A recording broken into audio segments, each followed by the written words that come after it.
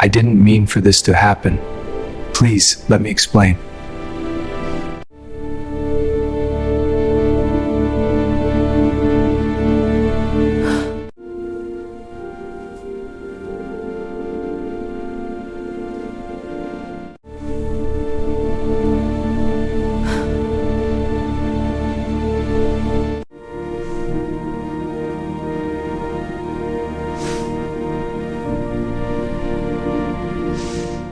The sound of my phone buzzing against the kitchen counter was the first thing I noticed that morning.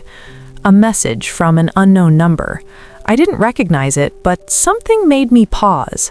My husband, Daniel, was supposed to be at work, but the message said, "You need to know the truth before it's too late. L."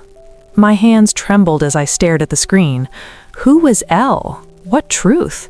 My mind immediately jumped to the worst-case scenario, the kind of nightmare you hear about but never imagine living. I thought I knew Daniel better than anyone. We'd been married for 6 years, building a life I believed was ours alone. We had inside jokes, late-night talks about dreams we'd chased together, and even arguments that ended with laughter. How could there possibly be a secret he kept from me, one so big that someone felt the need to warn me? For the next hour, I tried calling him. No answer. Texts ignored. Panic gnawed at my chest. I replayed every moment of our life together in my mind, searching for a hint, a clue, anything I might have missed. And then it hit me. Maybe it wasn't just a hidden phone number or a forgotten bank account. Maybe it was something else. Something that could shatter everything I thought I knew. I felt like my stomach had turned into ice. Could I even trust the life I had built? Was my marriage real, or had I been living next to a stranger for years? And just like that, a single question consumed me, echoing in the silence of my apartment. Who is the man I married, really? And I knew I had to find out, no matter the cost. My name is Sophie Bennett, and I always thought of myself as practical, maybe even cautious. I grew up in a small town where everyone knew everyone else's business, which probably explains why I value honesty so much. I met Daniel when I moved to the city for a job at a marketing firm. He was charming, witty, and had this calm confidence that made it easy to forget the world around us when we were together. Daniel, tall, dark hair, those eyes that could make you feel like you were the only person in a room, was everything I thought I wanted. Our first date was at a little Italian cafe tucked away on a quiet street. He had this way of listening that made you feel heard, really heard, and I was hooked immediately. We were inseparable after that. Daniel loved to cook, often surprising me with little meals when I had a long day at work. He never judged me when I cried over a frustrating client presentation or when I panicked about our apartment lease. He made the little moments feel monumental. We got married 2 years after we met. The wedding was simple but beautiful in a small garden behind my parents' house. I remember looking at him as he whispered, "I promise you everything, Sophie," and thinking, I've never been more sure of anything in my life. Our friends and family adored him, and for a while, life seemed perfect. My best friend Clara often joked that Daniel was too good to be true, but I shrugged it off. I thought I was lucky that maybe life had finally given me my fairy tale. Daniel's sister, Maya, was another part of our lives I didn't think much about at first. She lived in another city but would visit occasionally. She was quiet, a little reserved, but always polite and thoughtful. She never gave me a reason to doubt her or Daniel. Even my colleagues at work admired him. He was generous, often volunteering at local shelters or taking time off to help friends in need. On the surface, he was everything anyone could hope for, but maybe it's true what they say. The deeper you look, the darker some truths hide. I didn't know then that my world, the one I thought was grounded in love and trust, was about to crumble in a way I could never have anticipated. It started with that message from Elle. I spent the morning in a fog, unable to focus on anything. Finally, I decided to search the number online. That's when I found her, Laura, Daniel's ex-girlfriend from years before we met. Her message wasn't vague. It hinted at a secret life Daniel had kept hidden, a side of him I'd never seen. According to Laura, Daniel had been married once before, in another country, and had a child he never mentioned. I couldn't breathe. My mind felt like a storm of confusion, anger, and betrayal. I knew Daniel had traveled for work, but this was different. This wasn't a "I forgot to tell you" situation. He had lied about something fundamental, something that could change everything. I tried calling Daniel, but he didn't answer. I went home that evening with my heart hammering. I didn't know if I should confront him or wait for him to explain. When he finally came through the door, I could barely speak. "Sophie, what's wrong?" he asked, sensing my tension. I stared at him, words failing me. "Who is Laura?" I finally asked, my voice trembling. His face went pale. He looked like he had been expecting this day, but hoped it would never come. "Sophie, I can explain." "Explain what, Daniel? That you've been hiding a whole life from me? A marriage? A child?" Tears welled up in my eyes. I couldn't believe it. Daniel had always said honesty was the foundation of a relationship, yet here we were, standing on the edge of a truth I never asked to find. He told me about Amara, his daughter, and his brief marriage in Spain before we met. He had assumed I would never need to know. He was trying to protect both of us from a past that he thought was irrelevant. But how could I trust him now? The kitchen smelled faintly of last night's coffee, the hum of the fridge loud in the silence between us. I wanted to scream, to cry, to throw something, but I just stood there, trying to process a lifetime of secrets in a single evening. The moral dilemma was suffocating. Do I forgive him for a past I had no part in, or do I let this betrayal end the life I thought we had together? The next few weeks were a blur of uncertainty. Every time Daniel tried to talk, every time he reached for my hand, a wave of doubt crashed over me. I loved him. God, I loved him. But love didn't make betrayal vanish. Daniel wanted me to meet Amara, his daughter. "She's 10, he said softly, his voice almost breaking. "She deserves to know her other mother. I want you to be part of her life, if you can." I shook my head. "I don't even know you anymore. How am I supposed to be part of something I didn't even know existed?" He lowered his gaze, ashamed. "I didn't tell you because I was scared you'd leave. I didn't want to lose you." His words cut me deeper than anger ever could. It was like being stabbed with something I once trusted completely. I wanted to scream, but I couldn't. Instead, I went to my bedroom and locked the door, letting the tears fall freely. Clara called me that evening, her voice full of concern. "Sophie, talk to me. What's going on? You sound like you're drowning." "I don't even know who he is anymore," I whispered. "The man I married, he's not the man I know." Clara's pause told me she understood more than she let on. "Do you want my honest opinion?" she asked finally. "He's scared. He messed up. But maybe he's trying to fix it." I didn't know if I could believe that.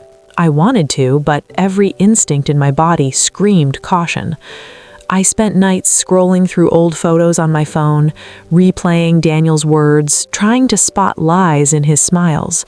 Every laugh, every hug, every quiet morning we'd shared now felt like it had been layered over something else. One evening, I went over to Maya's place, hoping to talk about it. She listened quietly, sipping tea, eyes filled with empathy. "Daniel's always been private," she said softly. "He doesn't open up easily, even to those he loves. But hiding an entire life? That's different. You have every right to be hurt."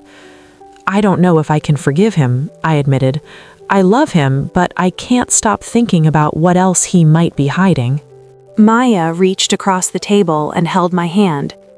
"Secrets are heavy, Sophie, but sometimes the hardest truths reveal who someone really is. You'll figure it out, but it's okay to take your time." Days turned into weeks. Daniel tried to rebuild trust by sharing details of his past, introducing me to Amara via video calls. She was shy, quiet, with Daniel's same calm eyes. She asked me if I was her new mom. I didn't know what to say. My voice shook. I hope we can be friends, I said, not ready for anything more. The tension in our home grew unbearable. Arguments flared over little things, dinner plans, chores, even how Daniel laughed. Every sound seemed loaded with suspicion, every look a question I couldn't answer. Then came the day I found the envelope. Hidden in the back of Daniel's desk drawer, it was filled with letters from Amara's mother, letters he had never shown me. They spoke of heartbreak, of separation, of a man who promised love and then left. Reading them, I understood his fear. He was trying not to repeat past mistakes, trying to be better than the man in those letters. I confronted him again, this time with trembling hands and a racing heart. "Why didn't you trust me with this?" I demanded. "Why did I have to find out like this?" Daniel's face was pale, but his voice was steady. "Because I was ashamed. I thought if you knew, you'd hate me. I wanted to protect us, protect you." "I don't know if protection looks like this," I whispered. For the first time in weeks, we sat in silence that wasn't heavy with suspicion. It was heavy with truth. But the fight wasn't over. I knew deep down that I had a choice: walk away from a life I loved, or step into the unknown and try to forgive. And that choice terrified me more than anything else. One rainy evening, the truth hit me like a sudden storm. Daniel and I were at a small cafe, trying to talk without the walls of our apartment closing in on us. He had promised me honesty, everything. "I need you to know one more thing," he said quietly. "There's more to the story than I've told you. Amara, she's the reason I left Spain. Her mother, my ex-wife, tried to take her away from me. I couldn't fight her back then. I was powerless. I thought if I started over somewhere new, I could be a better father, and maybe even a better man." I felt a strange mixture of relief and fear.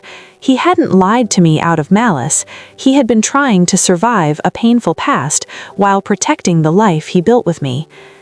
Later that night, I received another message. This time, it was from Amara herself. "Hi, Sophie. I want to meet you. I want to know the mom my dad talks about." Something inside me shifted. This little girl had no fault in the secrets of adults, and suddenly I realized that if I wanted to rebuild trust with Daniel, I couldn't run from Amara either. I made the hardest decision of my life. I would open my heart, not just to Daniel, but to Amara too. It wouldn't be easy. There would be awkward moments, tears, and frustration, but it was the right thing to do. When I told Daniel, he hugged me like I was the only thing keeping him from falling apart. "You're braver than I could ever imagine," he whispered. The first meeting with Amara was tentative. She clutched her stuffed rabbit, eyes wide. I kneeled to her level. "Hi, Amara. I'm Sophie. I've heard so much about you." She studied me, then nodded. "Hi." It was small, but it was a start. That tiny spark of connection was enough to give me hope. Maybe love wasn't about a perfect past. It was about choosing to stay, choosing to forgive, and choosing to face the truth together. Months passed, and slowly life began to feel familiar again, but different in a good way. Daniel and I rebuilt trust brick by brick, conversation by conversation. I met Amara regularly. She wasn't my daughter, but she was part of my life now, and I loved her like family. Daniel had become more open, sharing his fears, his mistakes, and even the small things he used to hide. And I had learned that forgiveness didn't mean forgetting, it meant understanding and choosing to move forward anyway. We laughed again in our apartment, and for the first time in weeks, the sound of our voices together felt natural. It wasn't perfect, but it was real. And in the messiness of real life, I found something even stronger than perfection: resilience, honesty, and the courage to face pain with love. There were moments of struggle, of course. Old fears surfaced, doubts crept in, but we had something new to hold on to: truth, shared and unafraid. I'm sitting by the window now, a cup of tea warming my hands. Outside, the city moves on as it always does, indifferent to human heartbreak and hope. But inside, I feel something I hadn't in a long time: peace.